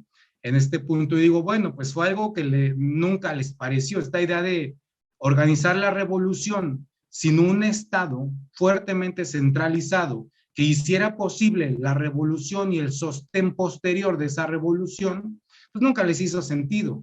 ¿A quiénes sí y quiénes reivindican a los cínicos? ¿No? Los anarquistas. Los anarquistas van a ser los primeros que van a notar esto y van a decir, yo también propongo una organización post-revolucionaria en la cual no exista la legalidad, en la cual no exista la legalidad, no porque todo sea un caos, sino porque estamos pensando a los seres humanos, a las personas, como sujetos autónomos y autodeterminados, ¿no? Esto se lo ha reprochado a las escuelas helenísticas, no a los cínicos porque pues, no los quiere, pero a los estoicos sobre todo, Martha Nussbaum, ¿sí? Esta autora de ¿qué? La terapia del deseo, y justo lo que le señala es su utopismo. ¿Qué va a decir Martha Nussbaum? Bueno, pues si nos esperamos a que sean convertidos de uno en uno y lo que sea, pues nunca vamos a conseguir nada. Mejor mediante la reforma, no sé, aprobamos un número de leyes que sean justas y bueno, al tiempo serán aceptadas, ¿no? Son como esas dos diferentes caras, ¿no? O bien le apuestas a la reforma política, ¿sí? O bien le apuestas a qué? Pues a una transformación directa, a una transformación, si se quiere más bien en términos autonomistas, que pueda prescindir de los aparatos del Estado, ¿no? Bien, yo con esto cerraría y pues les agradezco mucho me hayan escuchado en este punto, en este tema, y pues supongo que vamos a las participaciones, no lo sé, dejo la voz a mis compañeros. Muchas gracias, Roberto, por tu presentación en torno a Antístenes, en torno a esta utopía de los cíclopes. Te agradecemos la manera en que fuiste planteando y desdoblando estas problemáticas que, como bien señalaste, a veces las dejamos de soslayo, ¿no? o solo tenemos un asomo bastante superfluo en ellas mismas. Entonces tenemos tiempo para poder plantear algunas preguntas y que Roberto pueda expandir lo que no queda del todo desglosado en la sesión. Entonces, si alguien quiere comentar, puede levantar la mano. Adelante, ya había Steven Valencia Marín. Adelante, Steven. Buena tarde, ¿me escuchan bien? Así es, te escuchamos bien, Steven. Perfecto, muchas gracias Mario y gracias a Roberto por la interesante exposición. Un saludo desde Colombia a todos. Mi pregunta es la siguiente. Es conocido por los que, incluso nosotros que nos acercamos al estudio de la filosofía helenística, que estas escuelas que emergen precisamente en este periodo, su énfasis ha sido práctico y la resolución de los problemas, ¿sí?, del momento, las crisis políticas y todos estos asuntos, para todas las escuelas helenísticas se pensaban desde un sentido práctico mucho más que lo teórico, ¿cierto? Pero cuando usted, Roberto, menciona el asunto de la ontología, de una teoría de lenguaje desde Antístenes que se ancla precisamente en lo teórico, ¿cómo se compaginaría o cómo se articularía esto teórico con lo práctico? O más bien, en resumidas cuentas, mi pregunta sería, ¿cómo se articula lo teórico y práctico, ¿sí?, desde Antístenes? Esa sería mi pregunta. Muchas gracias, Roberto. Roberto, muy breve una pregunta. ¿Quieres ir respondiendo uno a uno o quieres articular preguntas? Tenemos allá a Fernando. Tú me dices, Roberto, ¿cómo quieres esta dinámica? Sí, yo creo que preferiría contestar de una en una porque luego se me olvida qué querías las preguntas. Adelante, Roberto. Excelente, pues muchas gracias por la pregunta. Bueno, sí, sobre todo Antístenes, los cínicos posteriores van a tener, sí, justo este modo más práctico, mucho más enfocado a la praxis. Antístenes va a ser no solo un pensador multifacético, no solo va a ser un prolífero escritor, sino que sus intereses van a ser muy variados, extremadamente variados. Tiene guiños con la sofística, tiene guiños con el materialismo, tiene guiños con la ontología, ¿no? Entonces, como todos los discípulos de Sócrates, en realidad, ¿no? Bueno, quizás salvo Aristipo, ¿no? Pero la mayoría de los socráticos tienen incluso una formación muy retórica. Se ha atribuido a Antístenes el forjar el modo de expresión de los socráticos, es decir, el diálogo y la retórica. Antes que Platón, antes que Jenofonte, parece que fue él quien lo forjó. Entonces, en su caso, él tenía estos intereses, no chocaban con su práctica, desde luego. El modo de articulación, creo que yo intenté justo plantearlo en este modo. Si ustedes vieron, al parecer, la última parte para la utopía, pero en realidad desde el principio estuvimos hablando de su utopía. Desde que hablamos de su teoría del lenguaje, ya estamos hablando de cómo él organizó su utopía, desde su concepción de la virtud también. Entonces, en su caso no parecen oponerse por una razón muy, muy peculiar. Él escribió, practicó, habló, dio discursos desde su marginalidad.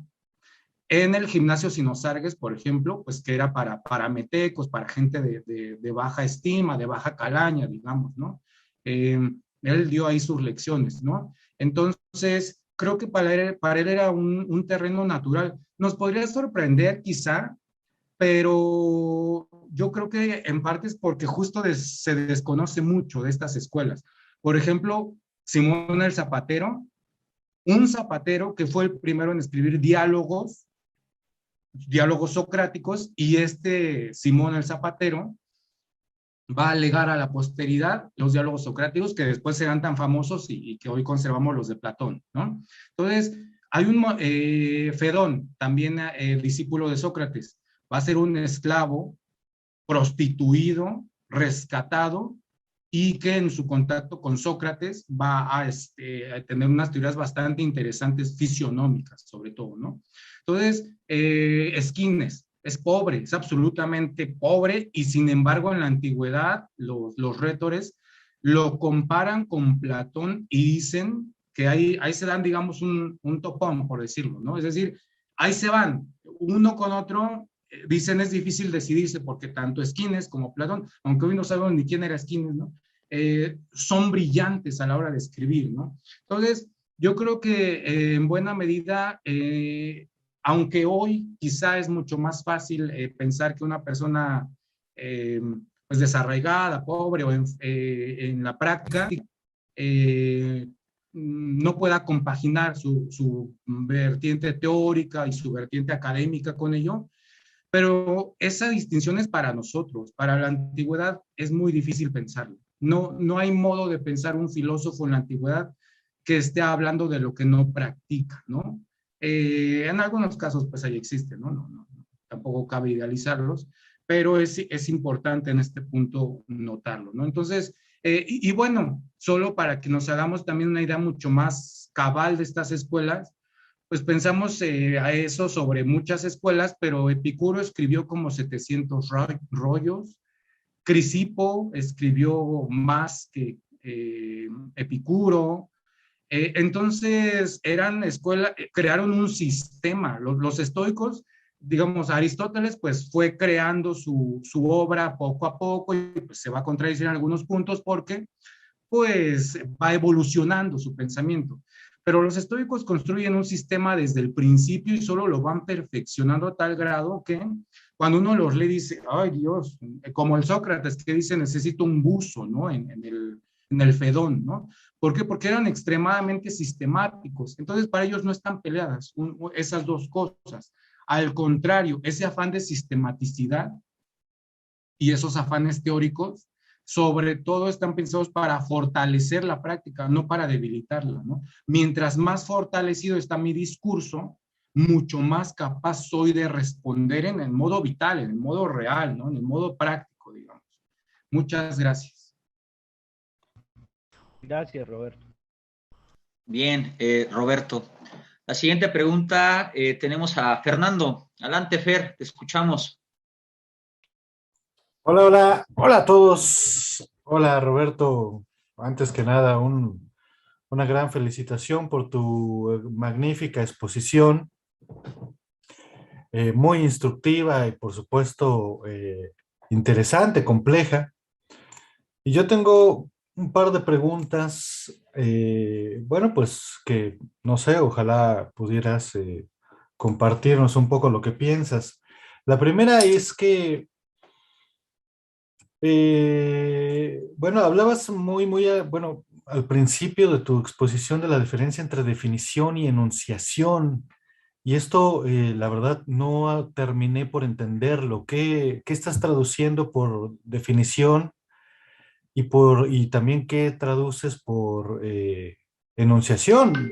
Imagino que en alguna de ellas debe aparecer la palabra jorismos, ¿no? Que es regularmente lo que traducimos por definición, y jorismos, bueno, pues es una forma de logos. Logos quizá es lo que entiendes por enunciación, ¿no? Pero remarcabas que no es lo mismo definición que enunciación, y esto, bueno, pues me dejó, me dejó pensando, ¿no? Bueno, esa es la primera pregunta. La segunda tiene que ver también con esta idea que repetiste ya al final también de tu exposición, de esta idea de naturaleza de los individuos, de lo que habla, ¿no? Antístenes. Y de pronto me pareció, no sé si de pronto habría que explorar un poco si es que estas ideas, por supuesto, muy valiosas bueno, pues de Antístenes, no están más bien intervenidas por una especie de interpretación desde la modernidad muy contractualista, porque, a ver, según mi perspectiva, en Grecia no hay condiciones para hablar de una antropología personal, todavía no. Esto es producto de, en fin, ¿no?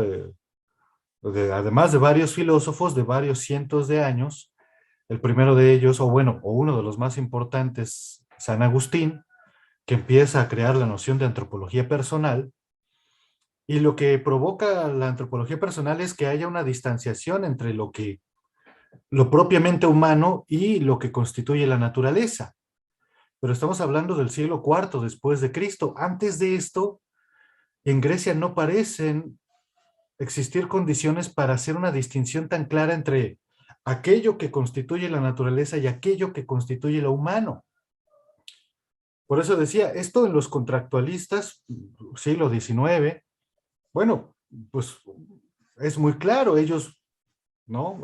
Llegan a decir de manera clara que lo humano se opone a lo natural. Pero vamos, en la Grecia del siglo V, pues parece poco probable, ¿no? Entonces acá me preocupa que haya de pronto una lectura de los textos desde la visión moderna contractualista, y que cuando hablemos de autonomía y de encontrar tu naturaleza, más bien se esté pensando acá en el siglo XVIII, siglo XIX, y no propiamente en Grecia, pues, ¿no? Esa es mi gran preocupación. Bueno, pues esas dos. Roberto, felicidades otra vez. Bien, muchas gracias y qué interesante, ¿no? En cuanto a la primera, respecto a la distinción entre enunciación y definición, cabe mencionar que primero abordémoslo desde lo más intuitivo, ¿no? Una definición para Aristóteles, que es desde luego su tradición la que recupera esta concepción de Antístenes en la metafísica, y después, desde luego, el comentarista Alejandro de Afrodisias, ¿no? Va a explicar un poco más la cuestión. Y bueno, más o menos es así. Para Aristóteles, pues la definición, sobre todo, pues debe reflejar, ¿no? La sustancia del modo más aproximado, si se quiere, ¿no? La sustancia, por lo tanto, en este caso, ¿no? Puede ser sujeto de enunciación. Se le pueden aplicar distintas categorías, pero estos ya no son la sustancia, son accidentes de, ¿no? Son, no sé, modos de presentarse de ella que no le son inherentes. Bueno, creo que ahí se puede hallar muy claramente a qué se refieren con este punto, ¿no? Para Antístenes, él reduce todo lo que pueda decirse, es que él ni siquiera utilizó este vocablo, pero vamos a hacerlo en modo aristotélico. Todo lo que pueda decirse de la sustancia, incluyendo su definición, para Antístenes va más allá de la propia cosa, de la propia sustancia. Y por lo tanto, él dice, no hay definición, porque la definición es un enunciado largo que estaría obligado a reflejar o hacer lo que es la cosa, pero la cosa ya tiene un nombre propio que refleja su naturaleza, ¿no? Entonces, pensémoslo más o menos así.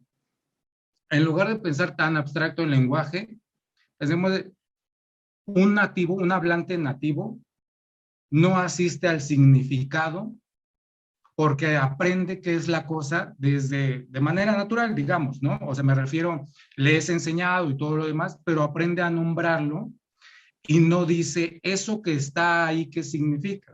Esa es la planta, es la planta. Comprende la naturaleza de la planta, comprende la planta por el vocablo y siempre la significa con ello.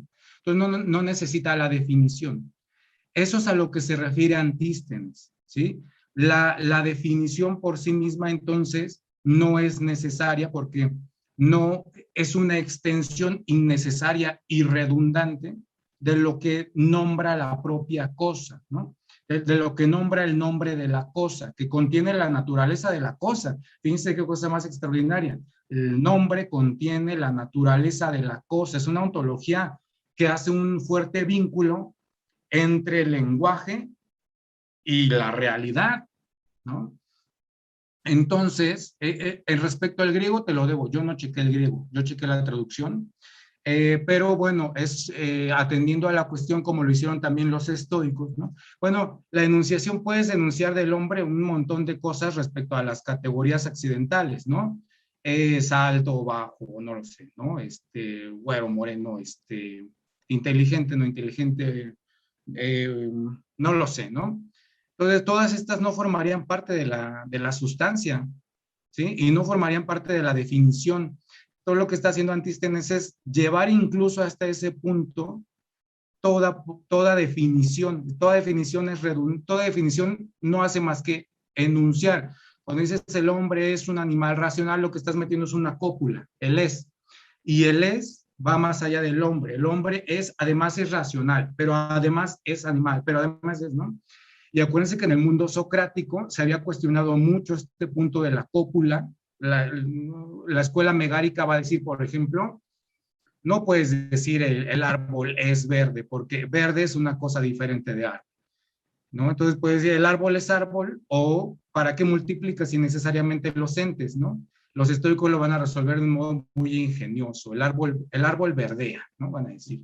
Bueno, esto en cuanto al primer punto, ¿no? Entonces, para así, con esta noción del lenguaje natural, como lo aprende un hablante nativo, creo que es todavía más evidente a qué se refiere Antístenes con que una enunciación, el propio hablante no necesita la definición, la cosa la advierte de manera inmediata y la definición es redundante en este punto. Eso en cuanto a la primera pregunta. En cuanto a la segunda, respecto a si hay una especie de distinción naturaleza y lo humano, bueno, justo lo que van a hacer los cínicos y después los estoicos es, en lugar de separarlos, meter a lo humano dentro de la naturaleza. Y lo que sí van a reprochar es que hay un alejamiento de lo humano dentro de lo natural. ¿Cómo se da este paso? Bueno, este dato que me mencionas yo no lo tenía en cuenta, pero es un hecho que el propio Demócrito hace una distinción entre naturaleza y convención, por ejemplo. ¿Y qué va a decir? Pues la naturaleza son los átomos, ¿no? ¿Qué es la convención? Pues que digas que esto es un vaso, ¿no? No, esto no es un vaso, es un conjunto de átomos, ¿no? Para el mundo humano y solo para el mundo humano es un vaso, pero para la naturaleza, pero en el entorno natural es el puro átomo, ¿no? Luego la van a recuperar los sofistas y después los cínicos. ¿Qué van a reclamar como producto de la pura civilización? Y con toda claridad, sobre todo en Diógenes lo vamos a ver. Bueno, todos los supuestos ordinarios y culturales, ¿no? La vestimenta, cómo hay que ir vestido, peinado, qué costumbres hay que tener, si el hombre o la mujer tiene la preeminencia natural, es decir, un montón de cosas ahí van a entrar, ¿no? Pero la distinción naturaleza-convención, insisto, puede checar Hipias, por ejemplo. Hipias tiene muy claro esta distinción, Pródico tiene muy clara esta distinción, y en su caso, sobre todo en su caso, todavía me parece que de forma más tajante que en los cínicos, tiene este sentido, solo que cada sofista va a tomar postura. Por ejemplo, algunos van a decir, pues hay diferencias, naturaleza, una oposición, naturaleza-convención, pero yo me voy por la convención porque la naturaleza a la hobbesiana, ¿no? Digamos, nos mataríamos, ¿no? Entonces necesitamos la convención para que haya legalidad. Y otros sofistas van a hacer un vuelco muy cínico, ¿no?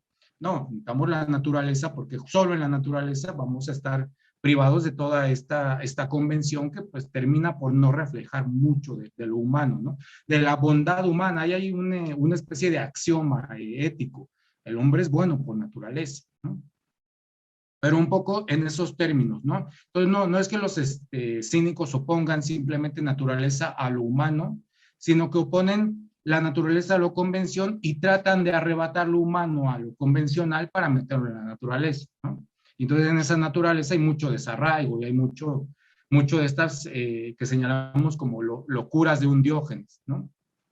Estimado Fernando, espero que con eso haya podido contestar un poco la pregunta. Bien, estoy revisando si alguien más tiene la mano levantada. Aún tenemos unos minutos. Veo que escriben en el chat. Dice Edgar Cuellar, Antístenes enfatiza en que no es necesario describir los atributos de la cosa, porque al identificar la cosa ya están implícitos las cualidades y atributos de la cosa. Es decir, al decir el humano es malo, bueno, mamífero, pensante, se está redundando en la propia definición de humano. El que recibe el mensaje debe saber de antemano el significado del humano. Es una filosofía reduccionista, minimalista, lacónica. ¿Quieres comentar, Roberto, algo de esto que se ha comentado aquí en el chat? Muchas gracias. No, creo que apunta muy bien a la perspectiva del propio Antístenes, ¿no? Es contraintuitiva, eso sí hay que decirlo, lo han señalado desde la antigüedad, ¿no? Incluso lo que se deriva de eso, la imposibilidad de la contradicción, ¿qué sería la filosofía sin la imposibilidad de la contradicción, ¿no? ¿Qué sería al menos de la historia de la filosofía, ¿no? Es fuertemente contraintuitivo, fue contestado por toda la tradición, sobre todo platónico-aristotélica, pero bueno, en este punto, pues me parece un punto coherente del propio Antístenes con su propio discurso, con su propia filosofía, y pues con un intento de forjar la filosofía, si se quiere, mediante un logos diferente, ¿sí? O sea, no es que renuncie por entero al modo de hacer filosofía, pero creo que anuncia o intenta un modo diferente del filosofar. Es decir, si vas a filosofar, está situado mucho menos en la definición que en la enunciación. Para los estoicos va a tomar la forma de hecho, desde Platón, él lo va a resolver en el Sofista mediante la cópula, ¿no? El es, ¿no? En fin, pero no, nada más, muchas gracias. Bien, aprovechando que todavía quedan unos minutos antes de las 2 y por el momento no hay manos levantadas, yo quisiera preguntarte, Roberto, lo siguiente, que tiene que ver con lo que te han preguntado. Lo primero, mi primera pregunta va en relación a lo que bien fuiste señalando en torno a la utopía, ¿no? Cuando marcas que, bueno, es un término que lo tomamos, que no es propio de estas escuelas, pero lo tomamos para hacer ciertas representaciones. Me agradó cuando hablaste de la utopía como sacudimiento, ¿no? Y cuando señalaste que la utopía, pues más bien es algo vivido en estas escuelas. Si por utopía entendemos algo que nunca se llega o que está ahí a lo lejos, decías, esto no ocurre con este tipo de escuelas, porque precisamente la utopía ya se está viviendo, la utopía ya se está llevando a cabo moralmente, políticamente, ¿no? En este diario ético-político, como tú lo mencionabas. Y entonces me parece interesante esto que planteaste de que se vive la utopía, ¿no? Se vive la doctrina que se está enseñando. Me recuerdo un poco a Nietzsche en el Zaratustra, ¿no? Cuando decía que no le agradaba los que no escribían con su sangre, ¿no? O sea, lo que se escribe se vive y se vive como se escribe. Pero hoy, Roberto, aquí viene un poco, ¿no? Hoy como que parece complicado todo esto. Parece complicado porque parece que hoy se escribe una cosa y se vive de otra manera, ¿no? Esto lo ligo un poco a lo que te preguntaba Steven, en esa separación entre teoría y práctica, que me agrada cómo lo abordaste porque lo has mostrado, ¿no? En estas escuelas de la antigüedad no hay tal separación, ¿no? La teoría ya es una práctica, la práctica ya es una teoría, como lo fuiste señalando. Pero, por ejemplo, ya uno puede leer en la filosofía kantiana, ¿no? Un articulito de que lo que vale para la teoría no vale para la práctica, o este tipo de distinciones que podemos ya encontrar en el pensamiento kantiano. ¿Qué piensas, Roberto, de esta cuestión de que, si bien es cierto, teoría y práctica no están separadas en el mundo antiguo, hoy lo vivimos así, hoy lo vivimos escindido? Claro que hay escuelas que están recuperando y hablando que la palabra teoría en griego, theorein, tenía ya su origen estético religioso y se remiten a la poética de Aristóteles, y que la teoría nunca era una separación. O sea, entiendo esas recuperaciones, pero hoy parece que nos movemos en ese molde, que una cosa es la teoría, otra cosa es la práctica, y que esto lo conecto con lo que dices, ¿no? Las escuelas antiguas ya vivían su utopía, ya vivían la manera en que escribían, ya como escribían, vivían, a como vivían, escribían, pero parece que hoy eso se ve mermado, ¿no? Esa es la primera pregunta. Y la segunda pregunta, para cerrar, Roberto, tiene que ver un poco con lo que igual te decía Fernando, esta idea de naturaleza.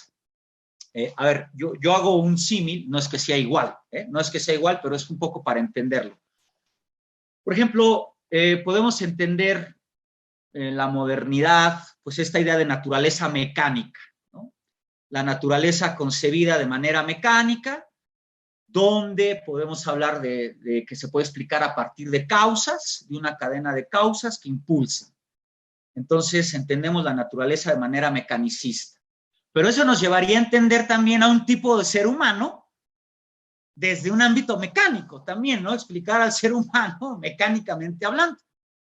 Pero, por ejemplo, remitiéndonos al propio Kant, que parece que nos habla de un tipo de naturaleza en la razón pura y luego de otro tipo de naturaleza en la crítica del juicio, para mí está bien difícil esa parte de la crítica del juicio, parece que ahí ya no habla de una naturaleza mecánica, ¿no? Sino de una naturaleza orgánica, un organicismo, ¿no? La naturaleza como un órgano, donde ya no, la propuesta mecanicista ya no alcanza a explicar lo que se quiere plantear ahí, ¿no? Y entonces hay que concebir la naturaleza de otra manera.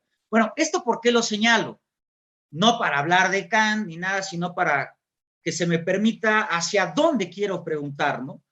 Tú dijiste muy bien, Roberto, que estas escuelas, que esto que planteas de Antístenes es una cuestión contra la polis, contra las leyes del momento, en aras de la autonomía del individuo y su coherencia con la propia naturaleza. O sea, el cínico, el estoico, plantea vivir acorde a la propia naturaleza. ¿Qué está entendiendo el cínico? ¿Qué está entendiendo el cínico aquí por naturaleza? Para que precisamente el individuo griego viva acorde a la naturaleza, ¿no? Y esto lo digo porque dijiste de la virtud, que la virtud para estas escuelas es la excelencia en la propia naturaleza. Otra vez, ¿no? Se señala por un lado que hay que ser coherentes con la propia naturaleza, lo señalaste bien con los cínicos estoicos, Beto, y luego dices que la virtud, lo dices muy bien, no es este ámbito cristiano, sino más bien con estas escuelas la virtud es la excelencia en la propia naturaleza. Por eso quise anteceder, ¿no? Mi pregunta aquí es esta segunda pregunta.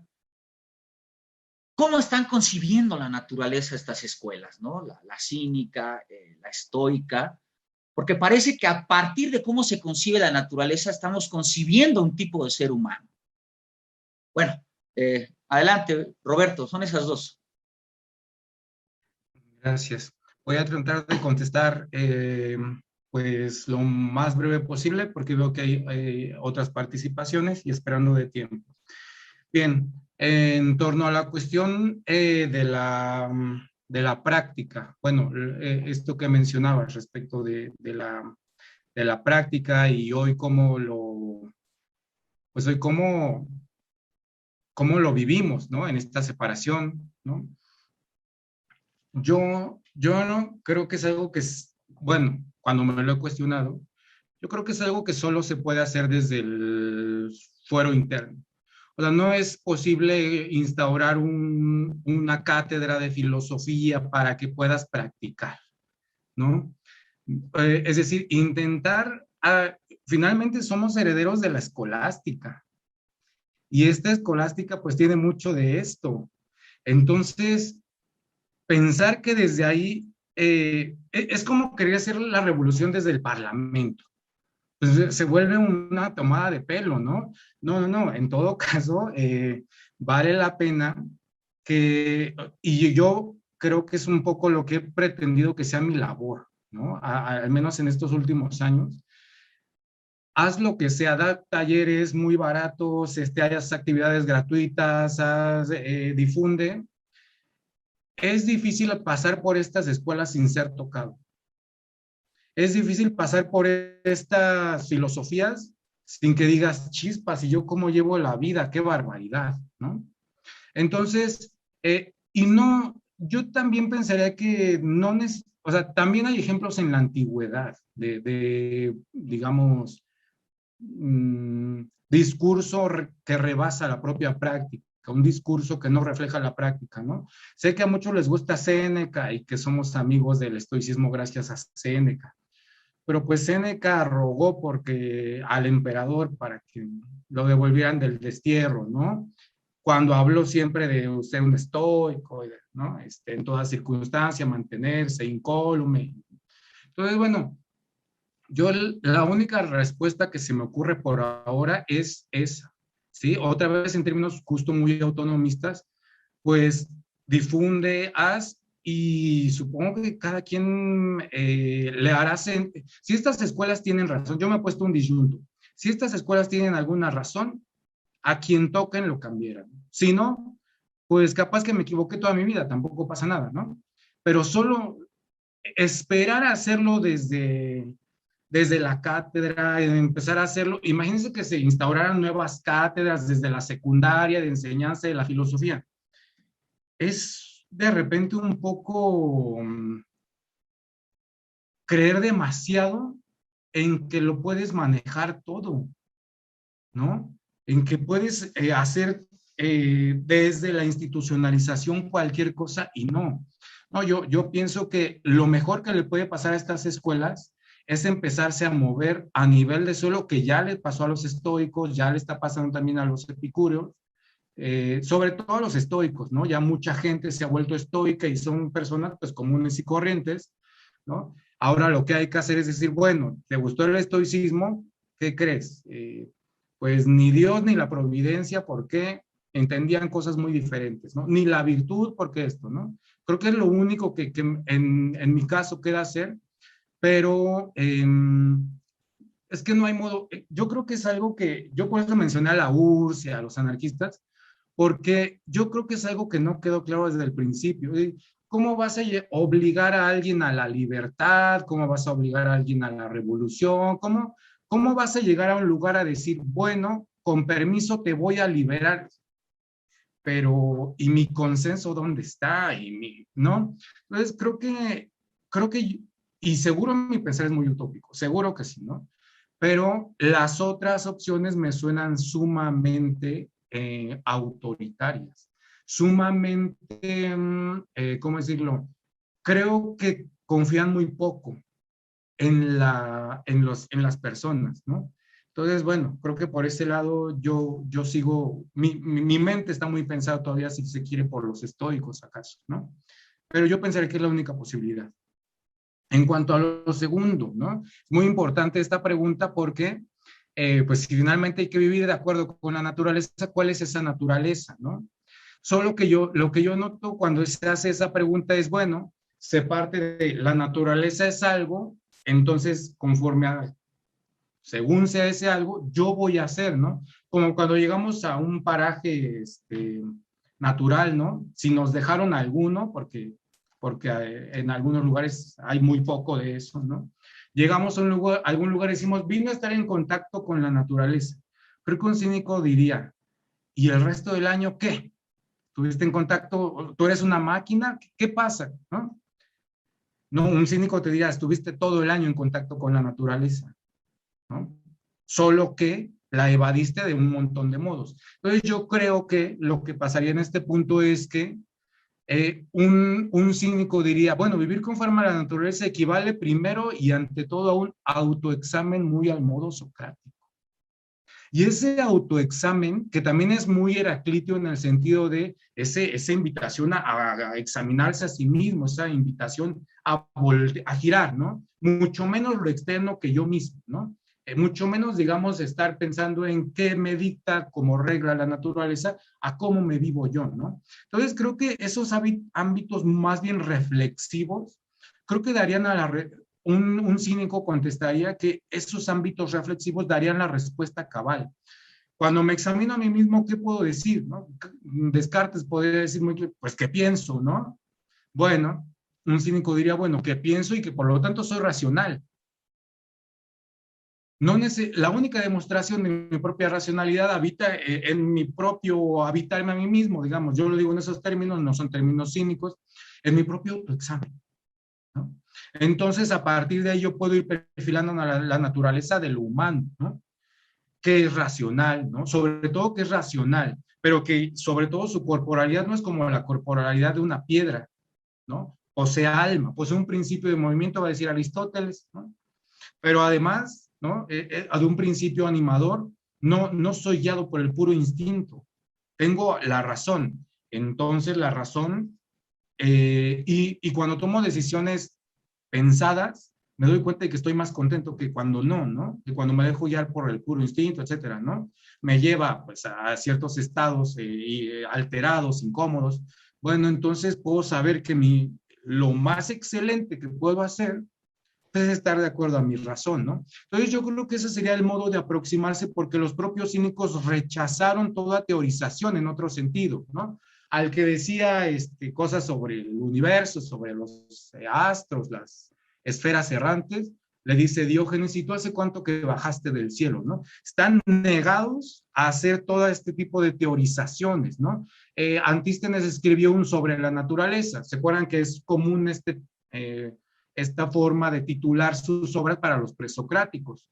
Bueno, Antístenes en su sobre la naturaleza no tiene contenidos cosmológicos, tiene justo contenidos en términos de la naturaleza en oposición a la convención, que dice, hay un solo Dios por naturaleza, pero las ciudades tienen un montón, ¿no? Por convención, desde luego. Entonces, lo que se están jugando en la naturaleza, en el caso de los cínicos, muchas veces es hasta por contraste, ¿no? ¿Qué hay en el mundo habitual, en el mundo cultural, que no me refleja a mí, ¿no? Entonces, la esclavitud, no, ¿no? El desafío a la mujer, no, etcétera, ¿no?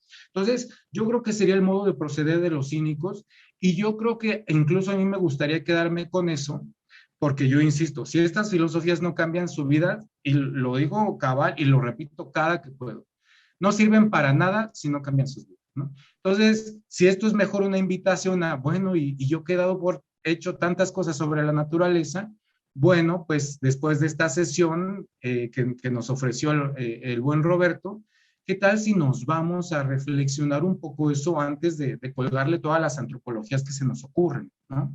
O sea, no sé cuántos filósofos hagan autoexamen en este tiempo.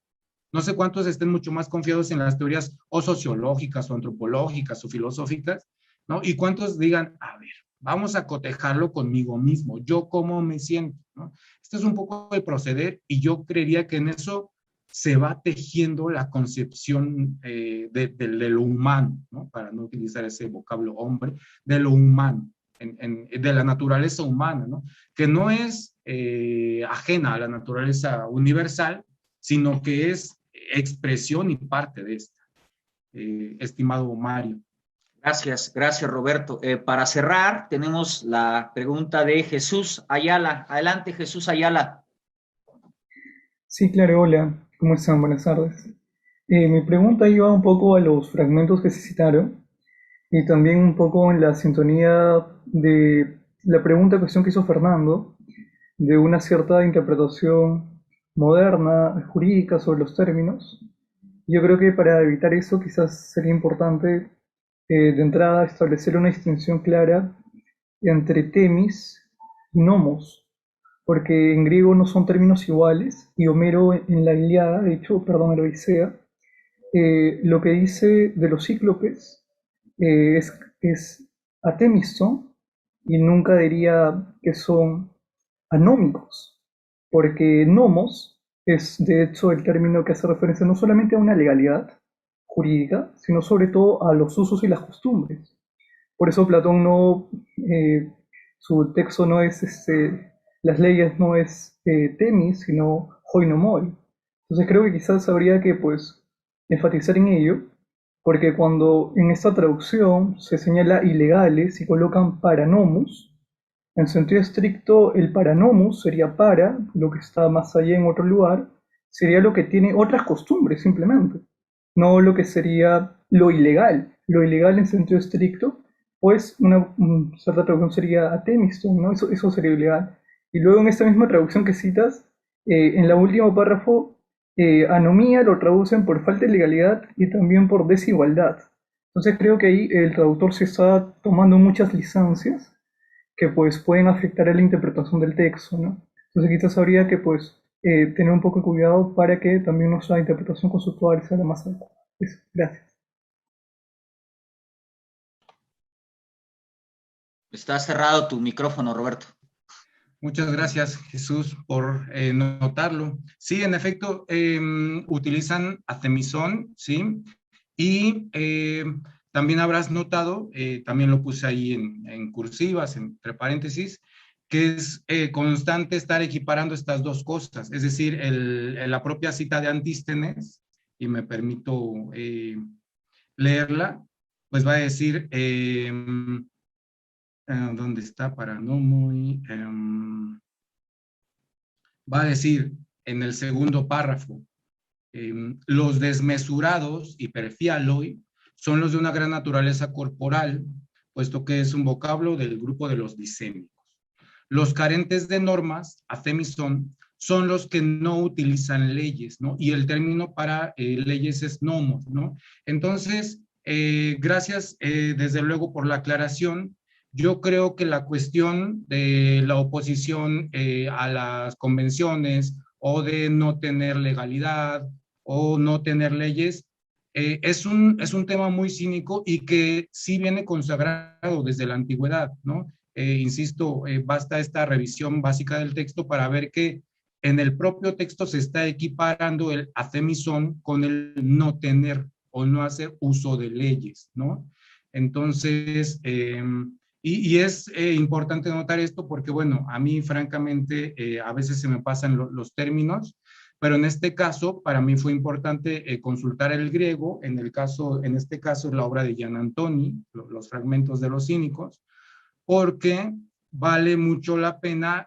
A mí me interesaba mucho más otro tipo de vocablos, pero pues dado que decidí que íbamos a abordar la cuestión de la oposición naturaleza, ley o convención, ¿no? Valía la pena notar en qué momento se habla de ley, de legalidad, el nomos.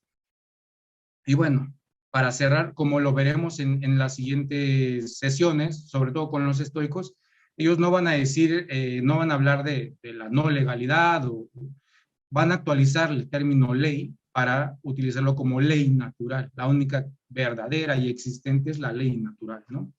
Y bueno, muchas gracias, Jesús.